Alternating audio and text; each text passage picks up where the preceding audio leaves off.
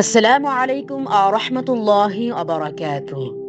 প্রিয় দর্শক, আপনারা সবাই কেমন আছেন? আশা করি আল্লাহর অশেষ রহমতে আপনারা সবাই ভালো আছেন। তো আজকেও আমি একটি সংক্ষিপ্ত রাবি পরিচিতি নিয়ে আপনাদের সামনে হাজির হয়েছি। আজকের রাবি পরিচিতি হলো হযরত আব্দুল্লাহ ইবনে আব্বাস রাদিয়াল্লাহু তাআলা আনহু। তো চলুন আর বেশি কথা না বাড়িয়ে শুরু করি। হযরত আব্দুল্লাহ ইবনে আব্বাস রাদিয়াল্লাহু তাআলা আনহু হযরত নবী করিম সাল্লাল্লাহু আলাইহি ওয়াসাল্লামের চাচাতো ভাই ছিলেন। তার মাতা হযরত লুবাবা বিনতে হারিস হযরত রাসূলুল্লাহ সাল্লাল্লাহু আলাইহি ওয়াসাল্লামের স্ত্রী হযরত মাইমুনা রাদিয়াল্লাহু তাআলা আনহুয়ের বোন ছিলেন। এজন্য ছোটবেলায় খালা হযরত মাইমুনা রাদিয়াল্লাহু তাআলা আনহুয়ের ঘরে রাত্রিতে রাসূল সাল্লাল্লাহু আলাইহি ওয়াসাল্লামের সঙ্গে হযরত আব্দুল্লাহ ইবনে আব্বাস রাদিয়াল্লাহু তাআলা আনহু থাকতেন। তিনি হিজরতের ৩ বছর পূর্বে জন্মগ্রহণ করেন। রাসূল সাল্লাল্লাহু আলাইহি ওয়াসাল্লাম যখন ইন্তেকাল করেন তখন তার বয়স ১৩ বা ১৫ বছর। তিনি উম্মতের মধ্যে অন্যতম শ্রেষ্ঠ আলিম ছিলেন।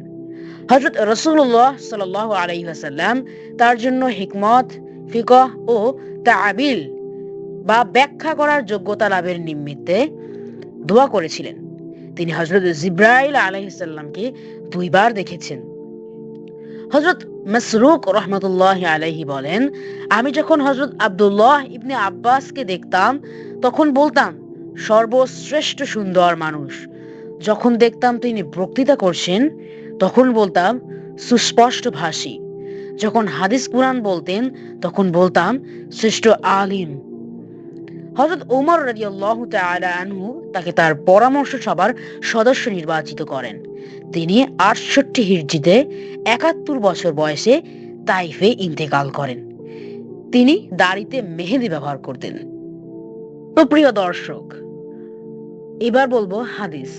হযরত আব্দুল্লাহ ইবনে আব্বাস রাদিয়াল্লাহু তাআলা আনহু এর একটি হাদিস হলো, হযরত ইবনে আব্বাস রাদিয়াল্লাহু তাআলা আনহু তিনি নবী করিম সাল্লাল্লাহু আলাইহি ওয়াসাল্লাম হতে বর্ণনা করেন, তুমি তোমার ভাইয়ের সাথে ঝগড়া করো না, তার সাথে কৌতুক করো না এবং তাকে এমন প্রতিশ্রুতি দিও না যা তুমি ভঙ্গ করবে। ইমাম তিরমিজি রাহমাতুল্লাহি আলাইহি হাদিসটি বর্ণনা করেছেন এবং তিনি বলেছেন এই হাদিসটি গরীব। তো প্রিয় দর্শক, এই ছিল রাবি পরিচিতি। সবাই ভালো থাকবেন, সুস্থ থাকবেন, চ্যানেলটিকে সাবস্ক্রাইব করে দিবেন। আসসালামু আলাইকুম রহমতুল্লাহি ওয়া বারাকাতুহু। ধন্যবাদ।